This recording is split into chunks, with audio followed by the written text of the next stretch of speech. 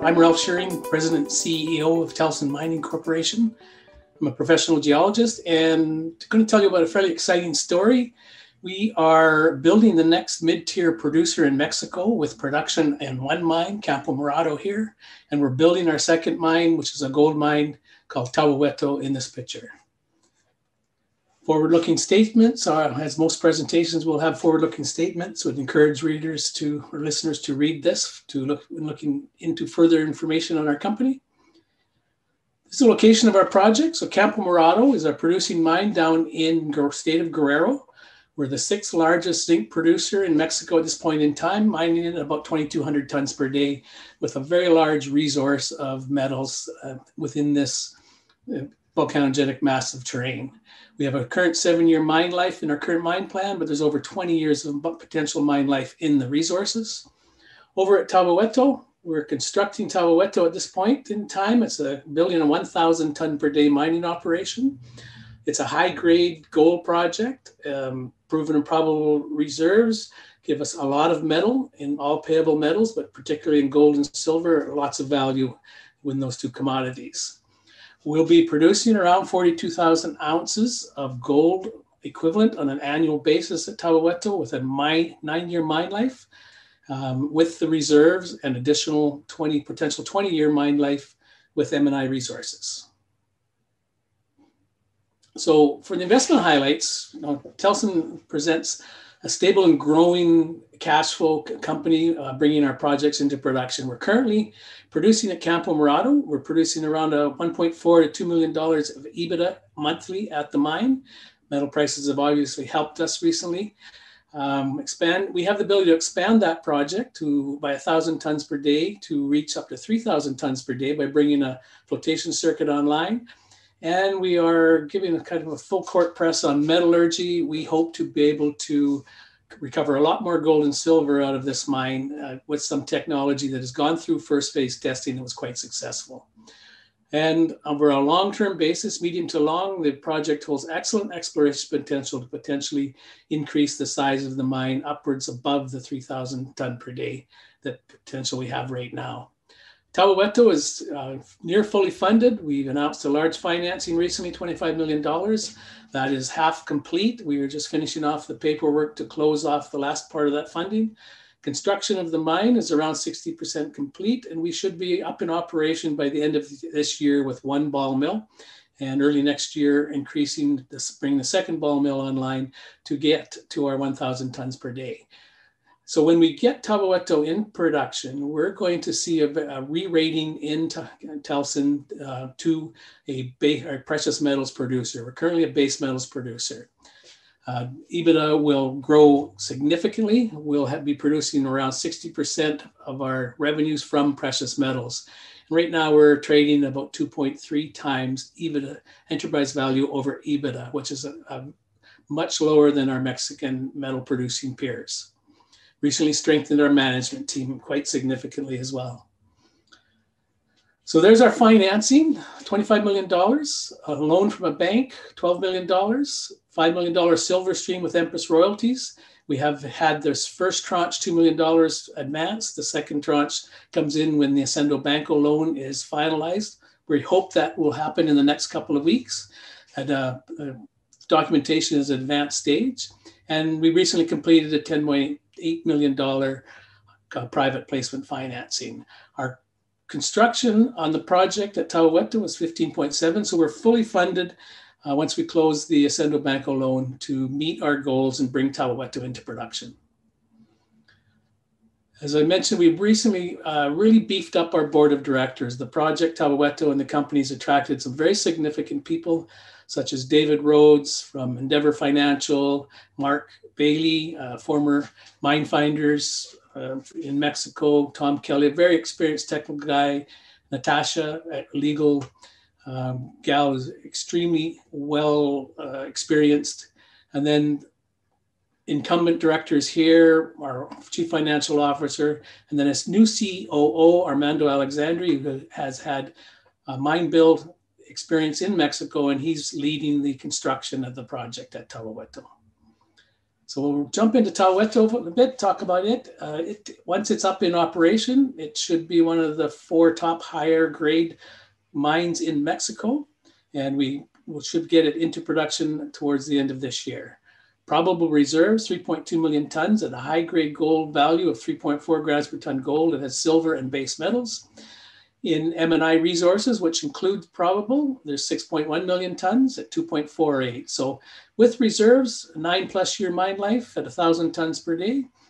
There's additional up to 20-year mine life with, if we upgrade our M&I into reserves, which we should be able to do fairly easy with some more drilling. We'll be producing around 42,000 ounces of gold equivalent at a very low cost of approximately $808 per gold equivalent ounce. That's all in sustaining costs, and that's based on the pre-feasibility cash flow modeling that we have done. Budget remaining $15.7 million to spend after NPV after tax at a 15% discount, around $70 million currently. This slide just quickly shows you the revenue breakdown at Tawaweto. 70% almost is from gold, 12% from silver, a little bit from base zinc and lead. And that's a few photos of the construction. Show we're advancing along fairly well. Camp here, this is the mill being constructed. And then quickly talk about exploration potential. So Tawaweto is a large mineralized district, and our company controls about 83% of the prospective ground within the district. Our concessions are outlined in blue. Our only competitor is Fresnillo, which has the sliver of ground around our internal block of concessions.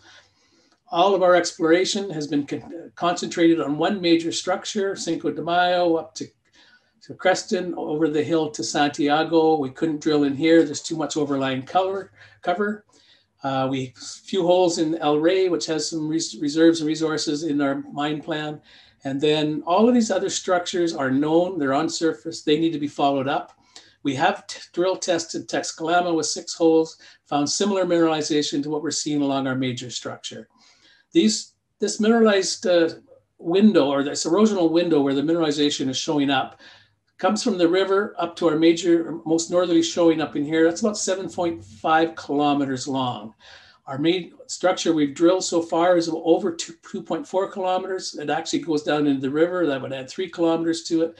I believe it continues underneath this younger rhyolite ignimbrite rock. And I think we'll continue to be able to explore and push that along. In fact, this next slide will show you a longitudinal section along that major structure. These are our reserves. If they're outlined in teal color, if they're not outlined, that's a resource. So we will be infilling drilling to upgrade the M&I resource to reserves, but the main goal is get the mine into production. This area in here, we believe we'll be able to fill in with all of these types of ore bodies once we get in there. We've drifted underground 200 meters, and we're in mineralization all along the way. So there's very little doubt in my mind that this will become a producing area as we continue to explore from underground. They're open, all of our ore bodies are open to depth. We haven't found the limits of the ore bodies so far, as well as along strike this way into the north. So that was Tawaweto. I'm going to jump quickly into Campbell Muerto. This is our producing mine, currently a zinc mine, but we're hoping to push it towards a silver mine with some new technologies. That's the mill. We have an existing tailings facility here, which I'll comment on in a few slides. Moving on, mineralization is contained in 7 volcanogenic massive sulfide zones so far. We're mining around 2,200 tons per day, and Q3 production was 6.6 million pounds of zinc. Our resources, 16.6 million tons at 1.7 gold and 123 silver, 4% zinc. Note these high-grade nature of this VMS deposit. The unfortunate part of it is we are only getting a small portion of this gold and silver out of the mine at this point in time, but we have a pathway to recover a lot more. So right now we have over 20 years mine life at 2,000 tons per day from the resources, producing around 30 million pounds of zinc per year, plus other credits, gold, silver, copper, and lead. All in C1 cash costs are around $1 per pound, and a monthly EBITDA in the neighborhood of $1.4 to $2 million currently. A few photos of the mine. I want to draw your attention to this yellow flotation circuit here. This was being constructed by the former owner. It was 80% complete when they shut down the mine. So that's available to us to bring on stream, and that's where we see a 1,000 ton per day potential expansion to our existing milling facility. Over the past 3 quarters, we've been steadily increasing our revenues, shown in this chart here, as well as tonnage processed, etc. I'm going to jump along quickly here. Campbell Muerto has a number of growth opportunities. And first off, as I mentioned, is that flotation circuit. If we bring that online, we can increase our production by 1,000 tons per day. It's 80% complete. Should not cost a lot of money to bring it on stream. We would have to do a new engineering study, bring it up to current pricing. And we would be looking at potentially doing that in Q1 2022. But there may be a better way. So one of the really positive things here at Campbell Muerto is to recover the gold and silver that's not being recovered right now. And there is a pathway for that. The former owner had conducted leach ox testing. This has been developed by a group out of the UK called Malabon Mineral Services. And that produced excellent results, as did the Albion process with Core Minerals out of Australia. Both of those went through first phase testing. And for example, the leach ox process, leach ox increased gold recoveries by 65%. That's a 400% increase to what we're currently obtaining, and it increased silver at 81%. So this is a pathway for us. It's very important for us to take it through second phase testing, and we're embarking on a full court press on metallurgy to determine whether we can do that. If we can do that, then we have an increased revenue from the existing mining operations, but we also have this potential resource here. This is an existing tailings facility that's no longer being used. There's probably around 280,000 ounces of gold equivalent in this, just gold and silver in these tailings. And this is based on daily production reports from the historic records of the mine. So this is obviously not 43-101 compliant, but there's a very good chance that that metal could be recovered by using these technologies if we're successful in doing that. So there is another small mine potentially available there if we can achieve these recoveries we are expecting through second phase testing of the leach ox or Albion process. So there's also near-term growth potential. We have lots of anomalies to go after. I'm going to show you that in a minute. We would hope to be able to get exploration going again sometime in 2022 and potentially expand the size of the mine. Maybe we have a target of something over 5,000 tons a day, but that would be a mid to long-term goal. And next slide shows you some of the exploration potential. So these are the ore bodies that are known to date. Most of the mining came from the G9 area. This is a representation of borehole geophysics from the existing mine workings.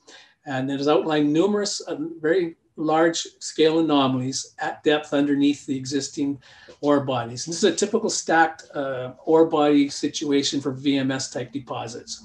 Near Star, the former owner did drill some holes into it and intersected significant widths of massive sulfide mineralization.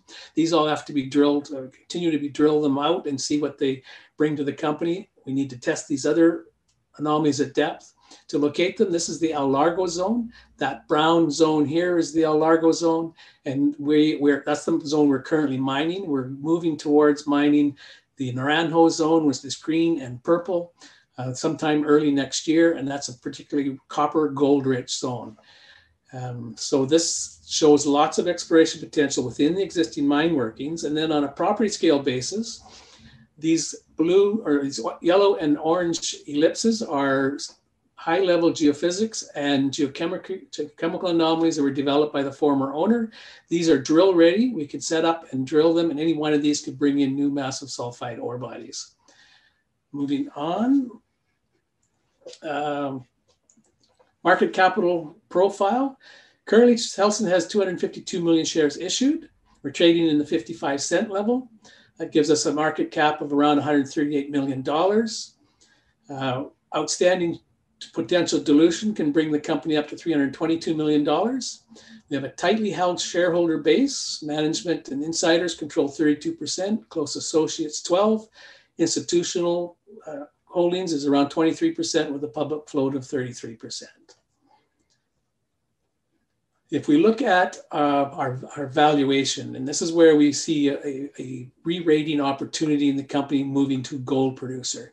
So we're currently trading down in this area of EBITDA, enterprise value over EBITDA of about 2.3 times.